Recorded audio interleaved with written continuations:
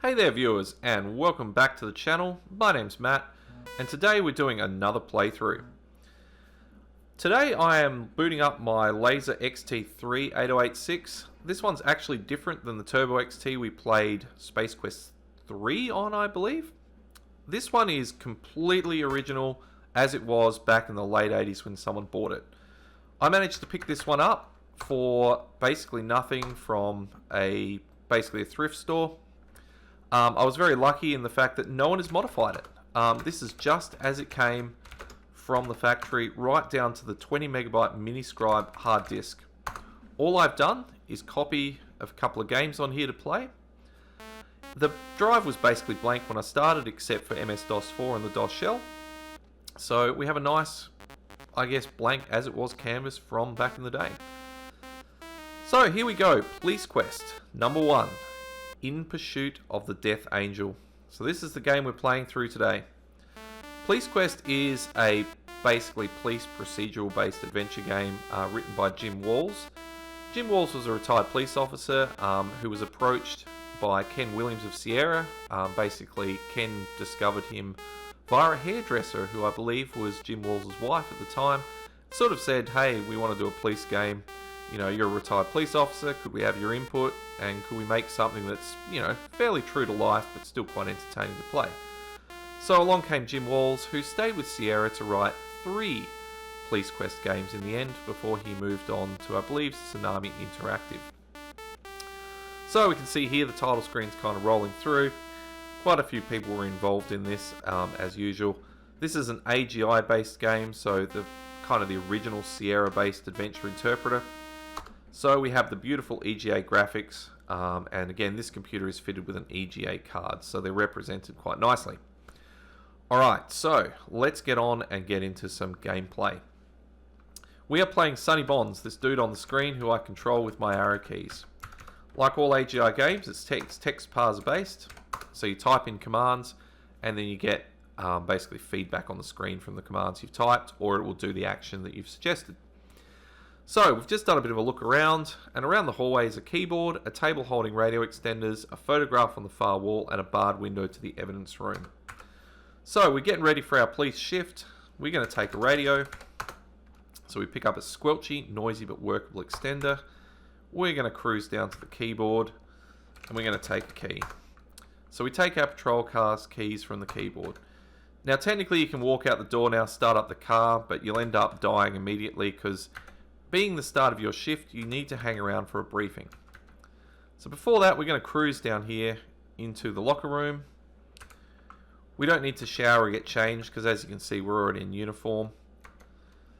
Can you believe that Morris Fudley, every day he showers here because he's too cheap to shower at home? Classic.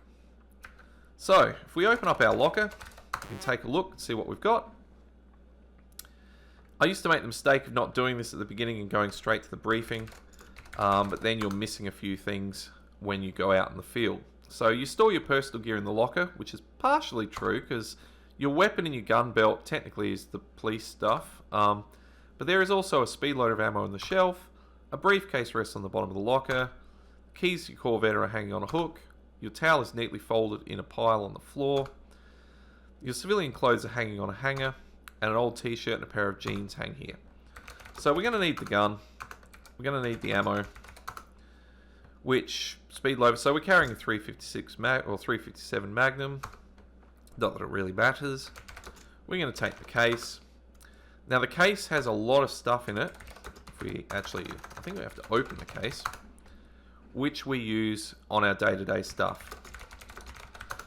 So in our case we have a pen, a notebook, an official LPD ticket book. So again, when I used to play this game, I used to always forget the case, and if you pull anyone over you just have to basically let them go with a warning because you can't write them a ticket. So now we've got all that gear, we can kind of cruise on out the locker room and we can cruise on into our briefing room. Now the briefing room's just kind of up here. You can see it says briefing at 1300. If we look at the time, the briefing should be starting soon. But we still have a little bit of time to kill. and a couple of other things in here we have to do. So the briefing room contains a single podium and 4 report writing tables. On the far wall are 8 pigeonholes, and on the front wall there is a blackboard. So let's have a look at the pigeonhole first. So we check the pigeonhole and find a handwritten message. Sonny, how's about an 11.98 at Carol's Cafe and Castle later in the shift? Steve. So Steve's another one of the patrol officers that you work with. Since you no longer need the message, you discard it. So an 11.98, I believe, is like a break in your shift, but I'm not 100% sure. But basically when it comes to that, we just drink coffee together. Let's have a look what's on this table. There is a newspaper lying on the table. Read newspaper. So you pick up this morning's edition of the Lytton Tribune.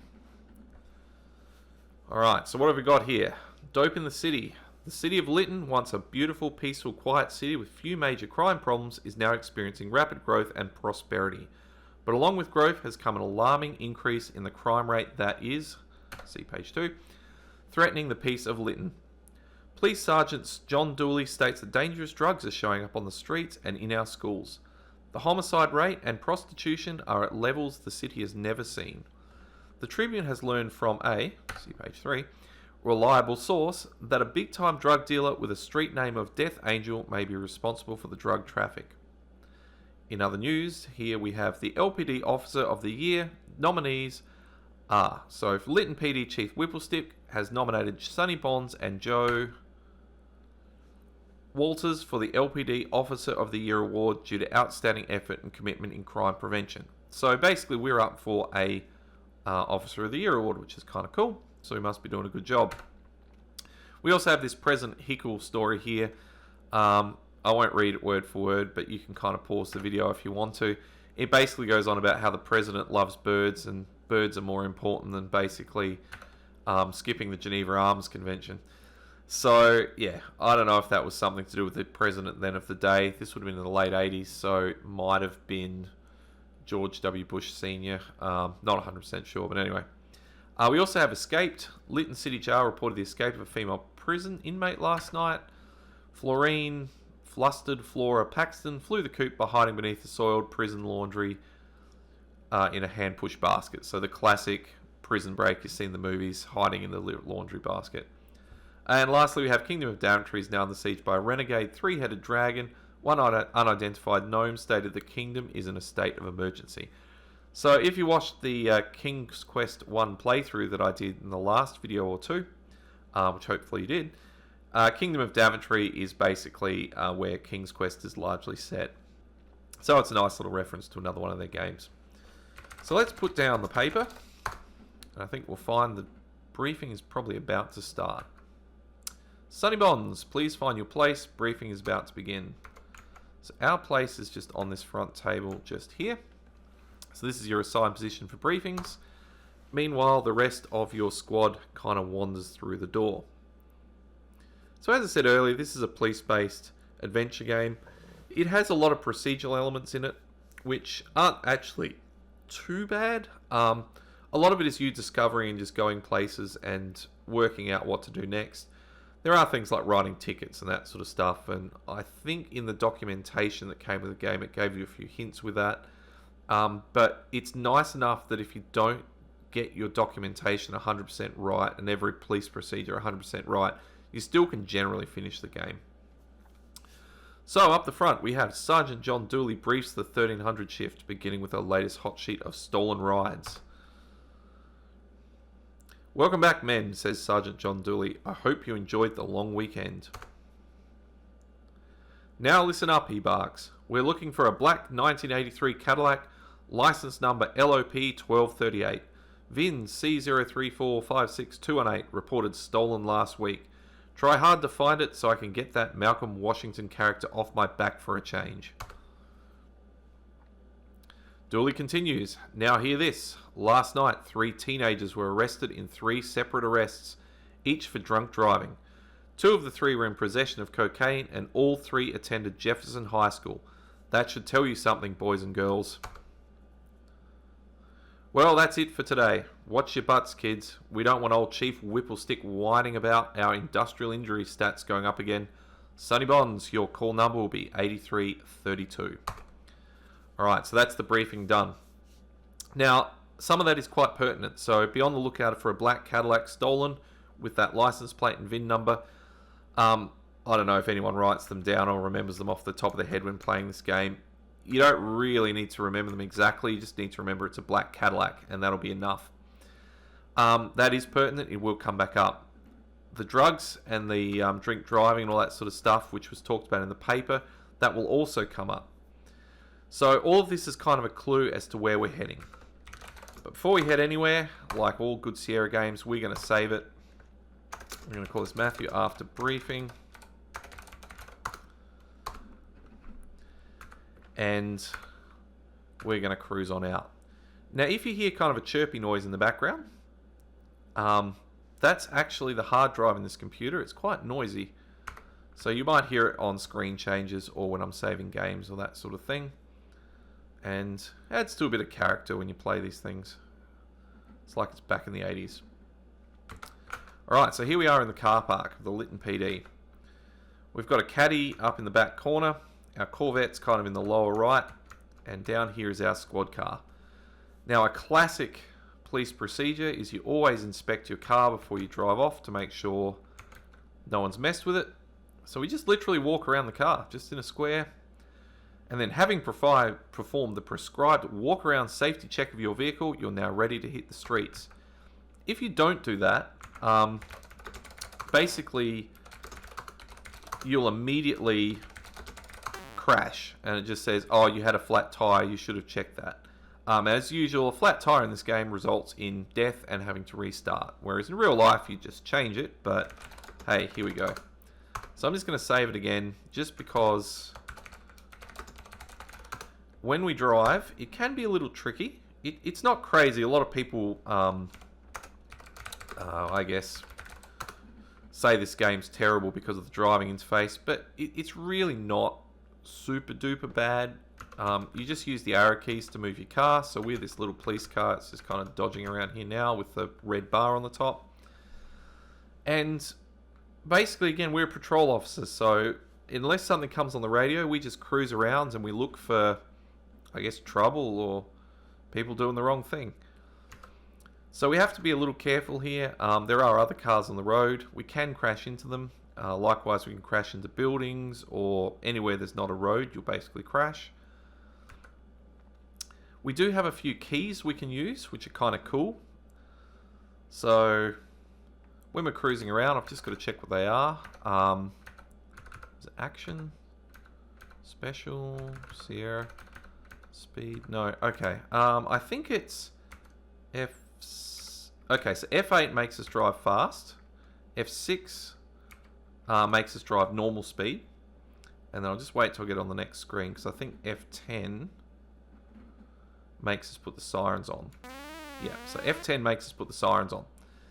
Now, with this game, and like real life, if you are driving around just normally in your police car, you are required to follow the road traffic rules. So those weird sort of green things that I just drove through, they're traffic lights.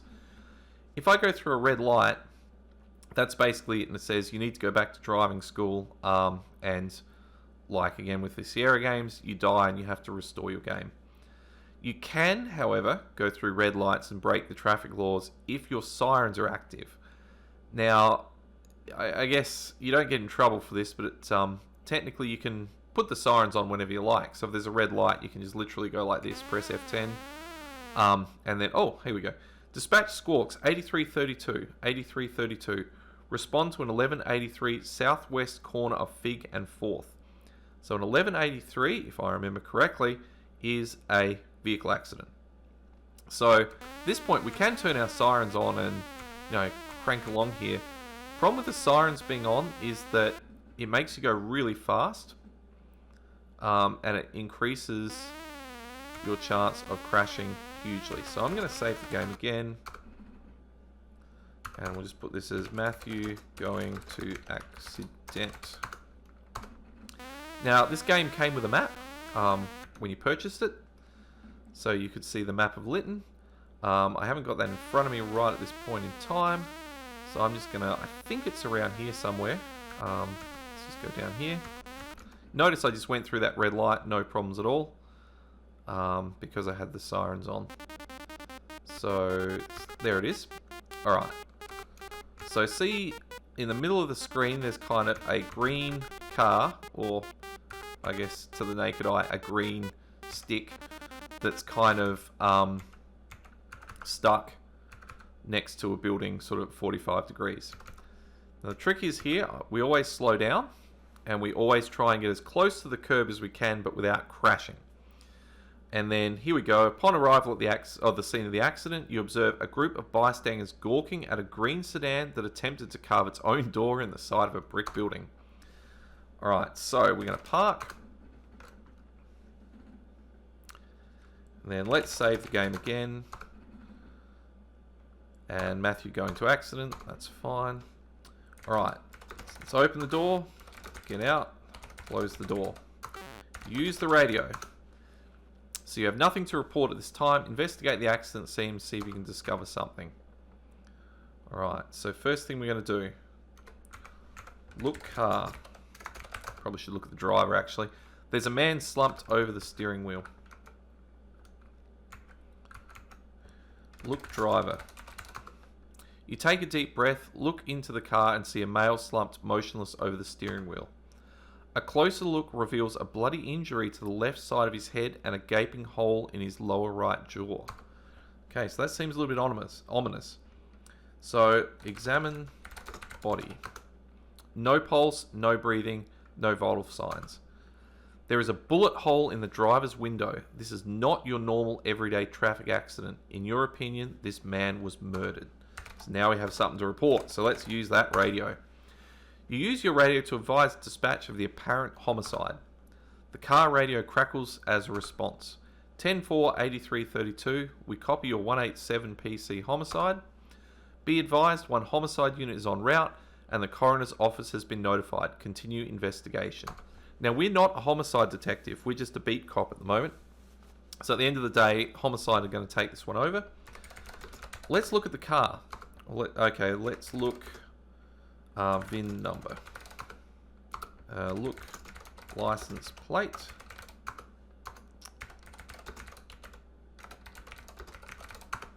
Not close enough. So let's look at the license plate. The wreck victim's license plate appears to have been lost during the accident. Let's look at the car again from this angle. It doesn't really tell us much. Let's look. Door jam. The broken glass of the driver's window has a strange pattern for a car wreck. It appears to be a bullet hole. So this one we can't check the VIN number and we can't check the license plate because it's been lost. So we can't really see if this is the Cadillac. Now remember the Cadillac was black, but that doesn't mean someone hasn't resprayed it. So we've kind of learned all we can from the car, and it's going to be homicide's problem to do the rest. Alright, let's talk to witnesses. So, again, we had this people gawking around. Chances are someone may have seen it, so makes sense. Let's talk to a witness. An excited young man approaches you. Officer, he says, I saw what happened. I saw everything. I was buying a paper at the newsstand across the street when I heard the scream of tires, he tells you. I looked down the street and here comes this car, a light blue, late model Cadillac racing down the street side by side. Again, remember we had a report of a stolen Cadillac. It was black, but it doesn't mean it hasn't been resprayed. So that potentially could be the Cadillac. When they got closer, I heard a bang. I thought one of them had a blowout. But right after that, this car here lost control and crashed. The light blue Caddy just kept on jamming. He finished breathlessly. Ask about Caddy. All I know is, says the witness, I think I saw a part of his license plate, L964. And if you remember correctly from the briefing, L964 I think was the prefix to the license plate. So again, we have to use the radio. And this is going to alert, again, the other officers to be on the lookout for this stolen Cadillac, or at least the Cadillac that was involved in this apparent shooting. So you notify dispatch, 10-4-83-32. We copy your 187, continue investigation. you notify the vehicle dispatch of the vehicle information. So again, this is 8332. Be advised, description of the suspect vehicle is a late model light blue Cadillac, partial license L964.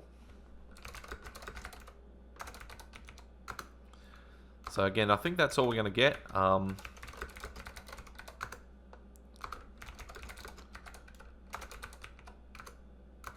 So yeah, that's basically all we can get there. Let's try and open the trunk. I don't think it lets us though.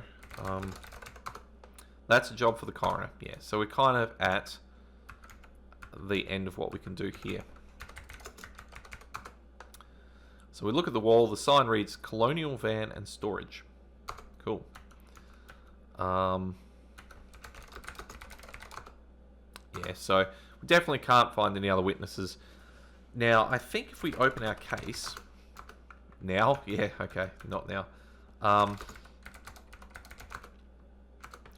Notebook. Okay, yeah, so if we'd opened the case in the car, we could have used our notebook. Now, I don't know if it actually gets us any points. It just allows you to type notes in there for your own benefit more than anything. Alright, so Homicide Detective Oscar Hamilton arrives with Sergeant Dooley. Sharp dude with a nice mustache. Dooley tells you, Bonds, Detective Hamilton will handle the investigation from here. Hit the streets and try and find the rat responsible, says Sergeant Dooley. I'll introduce the witness to Hamilton. That's a bit annoying, so you get no credit for this basically. He just takes over. So now we've got to hit the mean street. Let's do another save game. So we'll call this Matthew after car crash. Cool. Okay. So, what do we do now? Dooley tells you, resume your patrol now, Officer Bonds. Let's open the door. We'll get in, close the door, and we'll do some driving.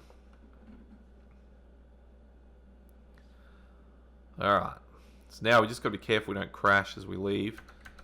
There we go. Nicely done.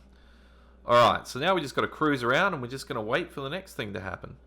So remember, we had that little notebook message, or sorry, little note from one of our colleagues saying that we have a break at Carol's Cafe and Castle. That's going to come up a bit later. I can't bother waiting for the traffic lights since we're doing this as a playthrough, so I'm just going to put the sirens on and cruise on through. So a bit of this is kind of waiting around, just like there is in a lot of Sierra games. We just have to basically wait for a timed event. In this case, I think there's a couple more traffic stops. There's 3 more actually. I think there's a drunk driver, there's a speeding car, and there's finally a surprise one a bit later on, which I won't spoil, which is a bit of fun. So we're kind of waiting for those things to happen. And when they do, then again, we have a bit of fun with that. So as you can see, Lytton, it's a pretty big city. You've got a map grid reference at the top there, so we've gone onto D2. Again, the game shipped with a map, so you could sort of see street names and map references, so it made it a bit easier for you to navigate. But nonetheless, if you don't have the map in front of you, it's totally fine to do this, kind of just winging it. So at the moment we're in sort of the residential area. The next bit we're cruising up on, in the middle, the big white building, that's the courthouse. Next to the courthouse to its right is the jail. So you've got that big sort of black area in the red building. That's the Lytton City Jailhouse. And we're going to be making a lot of little stops there, dropping people off for various offences at times. But not quite yet. There we go. Steve Radio's 8332. This is an 8331. Time for an 11.98 at Carol's Cafe and Castle. Cool. So Carol's is actually on the other side of the map, which is a little bit tricky, but that's fine. I'm just going to get my car over kind of to the correct side of the road, and we'll cruise on up to Carol's. Now, technically I can do this at max speed with the sirens on, but as I said, the chance of me having an accident if I can't see where I'm going is pretty high, so I'm just going to use them kind of strategically here. And then hope I don't crash out. Oop, yep, there we go. That thing there with a little cutout in the middle of the screen, the white sort of cutout, that's the blue room, which is kind of like a a bar / club. I just wonder if we can use the radio to respond. Never tried that. Okay, dispatch copies of car-to-car radio traffic. 8332, 8331 is off the air at Carol's. Oh, crap. Well, I'm not quite off the air at Carol's yet, but, you know, close enough. I thought it might just respond to Jack and sort of say, hey, I'm on my way, but it looks like it just told dispatch I'd already got there. Carol's Cafe and Castle's just up here on sort of the middle of the screen where the cutout is. You can see the other patrol car. So now this one is an absolute pain in the butt to park. So trick here is to come in at 45 and then go further than you think, like you're going to crash, and then kind of straighten her out. And there we go. Cool. So now I think if we use the radio, there we go, copy to Carol's Caffeine Castle. We'll just save it again. That way if I stuff up here, oops, get out, close door, I don't have to park the car a second time. Now, you don't need to lock your doors in this one. In Police Quest 2, it's pretty unforgiving if you don't lock your door. Generally, your stuff gets stolen. Right, so there's Jack. Let's take a seat. Alright, so we'll just talk. So yeah, boy, this weather's been great.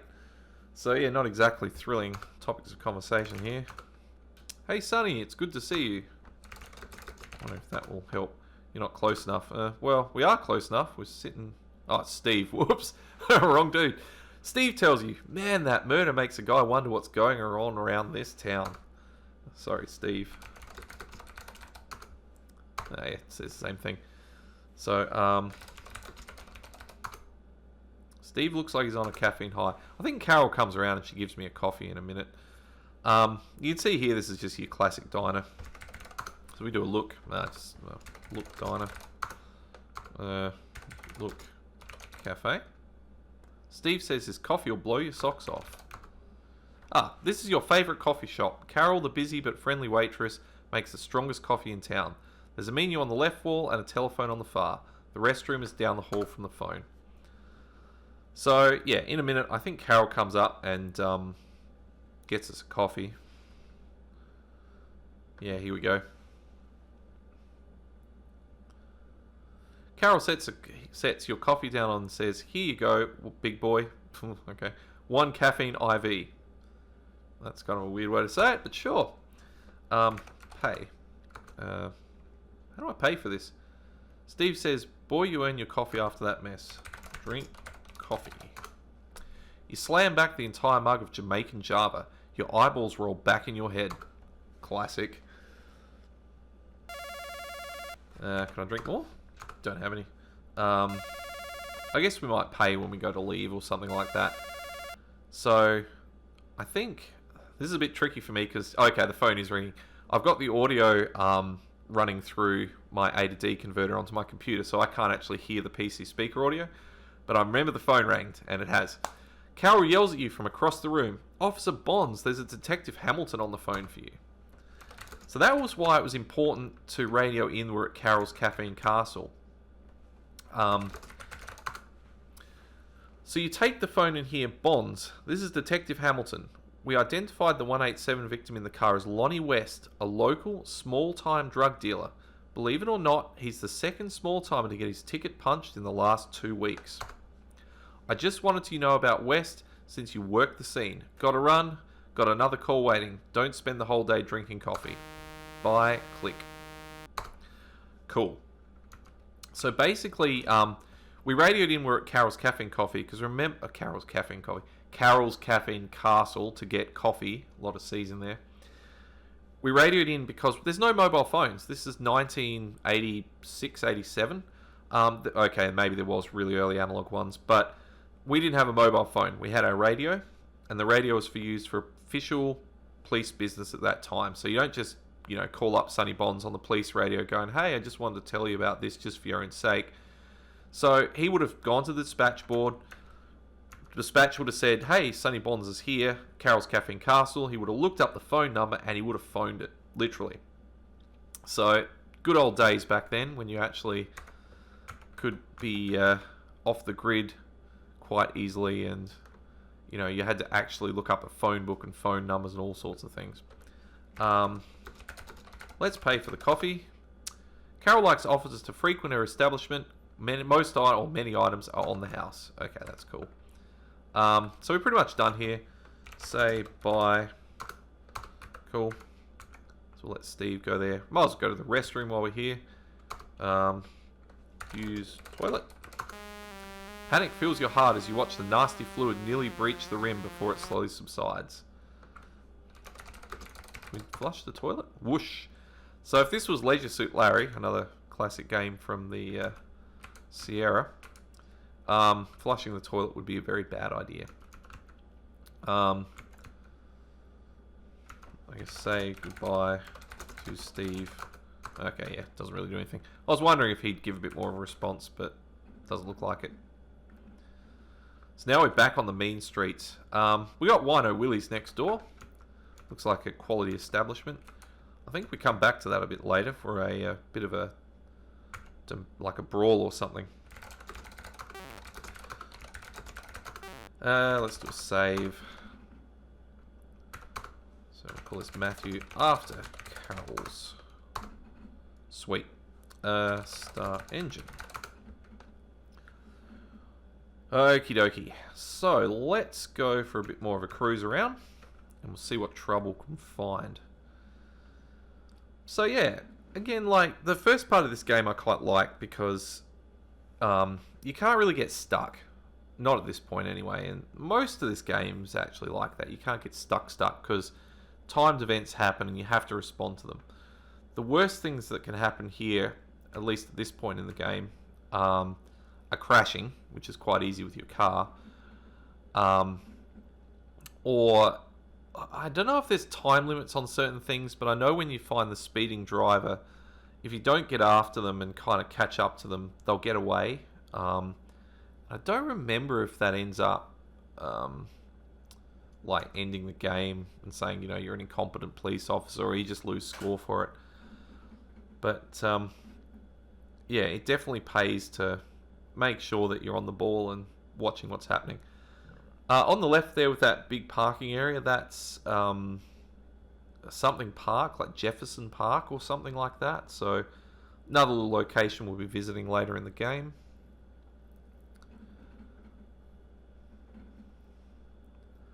And again, we got some more houses here, kind of dense residential stuff.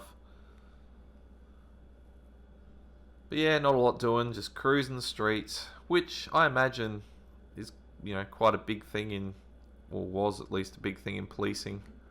Probably still is. It's just the day-to-day driving around, waiting for things to happen.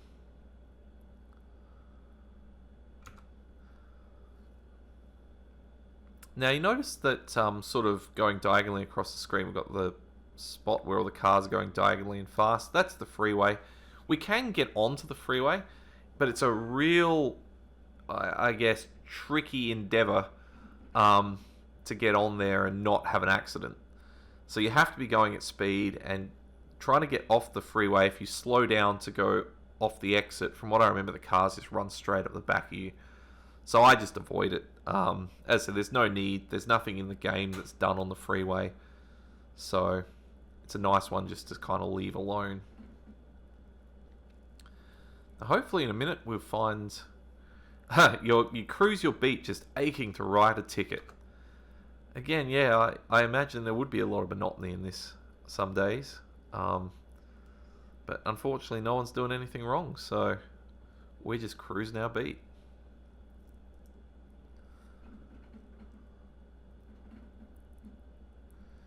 As for where the speeding driver and the drunk driver turn up, basically there's no set location from what I've found. It's just on a timer, so no matter where you are on the screen, after a certain time they'll appear.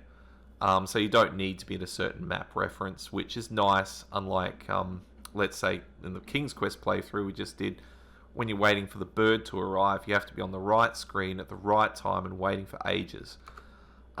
Whereas this one, at least as I said, you can be anywhere. It's just a times-based thing. As long as you're driving around, looking for something to do, you're generally all good.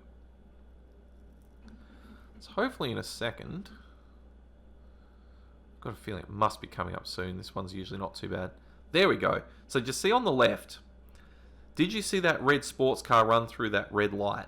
So on the left there we can see the traffic lights. That red car literally just ran through it. So now what we're going to do, we're going to put on the sirens mode. I'm going to let it go past me. And I'm just going to kind of follow it for a bit. And eventually, from what I remember, it allows, they just pull over. But I'm just going to have to get, oh man, this is dodgy. You have to get close to them like that. So you have to kind of be right alongside of them with the sirens on. You activate your red emergency lights and observe the sports car pull to the curb and stop. Okay. Park. Now we have a couple of options with this one. We'll save the game. This is at Matthew at red light stop. Open case. Here's the trick. We can't open the case when we get out of the car. So we have to take our, what is it called? It's like a ticket book. Yeah, okay. Take ticket book. Take pen. It was a high school graduation gift. Classic pen. Close case. I feel like pens are kind of going out with that sort of thing and them being special. It's just a bit of a weird side note. So let's radio it in. Dispatch, this is 8332. Run once on Ocean, Henry, Mary, Yellow, Mary, George. So that's her license plate. Dispatch returns with the information you requested. OHMYMG is currently registered to Helen Hotz, no wants. So if I go look license plate, what's a plate? Plate. Look, her license plate says Oh My MG, isn't that cute? Look, car. Well, just what every poor little rich girl needs, a little red sports car. So it's a reference to an MG. Again, this car has no wants. It just ran a red light. There's no need to call for backup at this point. So we can just wander up and then we can look driver. As you look into the car, you wonder, can this be happening? So a rather attractive girl has been driving the car. The young lady has a smile that could melt the polar ice caps. Beautiful flashing eyes, gorgeous hair, and her unbuttoned blouse makes it obvious she has nothing to hide. So, A, that's an observation that she's trying to get away with this, and B, she has nothing to hide means we don't need to worry about her having a gun. So, let's talk to girl. My name is Helen Hotz, she says, as heat detectors go off for miles. What's yours, handsome? Sunny Bonds. Good day, ma'am, you say, trying to keep your glance high. I'm Officer Sunny Bonds. Now I'm going to save the game here. We have two options how to proceed. Just call it Matthew at girl. I'm truly sorry, sir. I honestly did not even see that red light. Is there anything you can do, or that I can do to convince you to let me off? And I do mean anything. So, we can approach this, as I said, two ways. We can just go ask for phone number. Well, how rude, she says, attempting to be offended. But if that's what it takes, I suppose it's all right with me. Your heart slips up into your throat. You quickly trade your integrity for a shot at cheap thrills and torrid sex. My phone number is 555-4369, she says with a smile. Give me a call sometime. Okay, so that's option one. That's not the right way to do it though. So let's go back. And now we can say, give warning.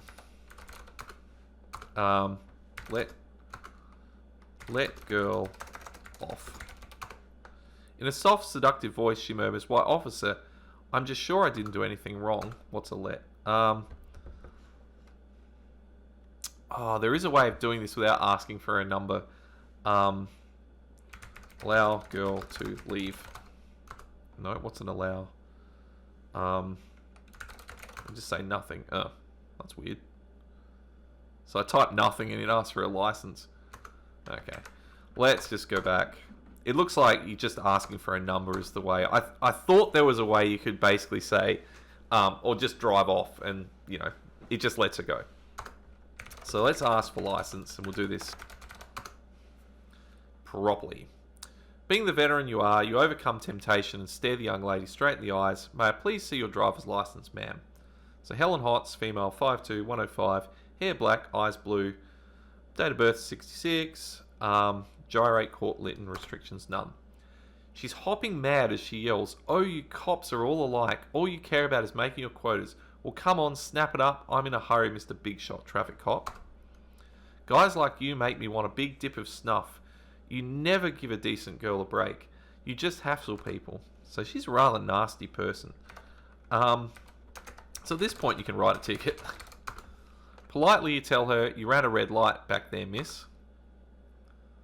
"I'm truly sorry, sir. I honestly did not even see that red light.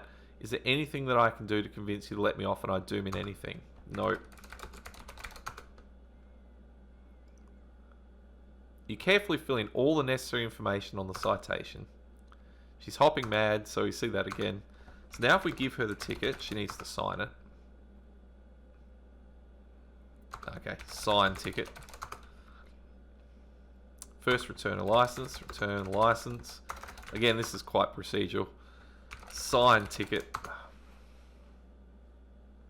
You hand her the ticket book and your pen. "Please sign at the X, ma'am," you politely instruct her. She hands your ticket book back and suggests with a sarcastic smile, "Why don't you shove that pen where the sun don't shine, officer?" Okay, so yeah, she's really nasty. Alright, so I think at this point, we can give her the ticket. She verbally pounds you again. "Officer, did your mother have any children that lived?" Ooh, that is horrendous. Okay, so now we've given her the ticket. I think we don't need to use the radio again, because yeah, it just asks for the wants. So now we can just let her leave. So we walk back to the car and we will open the door, get in, close the door, and then what should we do? Let's save the game. We'll just call this one After Red Light Stop. Cool. Alright, so looking at the timer now, it's been about 40 minutes, so that's a good time for us to sort of end this one off for part 1. We'll break this one up into 3 parts like I normally do, otherwise this will end up being about a 2 to 3 hour video. Thanks again for watching. If you liked the video, please give it a thumbs up. It doesn't cost you guys anything, it only takes a second, and it really helps the channel out. I like doing these playthroughs, and I hope you like listening to them as well. If you have any comments, suggestions, or anything at all, please put them down there in the comments. I always try and read them and respond. So yeah, again, hope you found it interesting. I'll catch you for part 2. See you in the next one.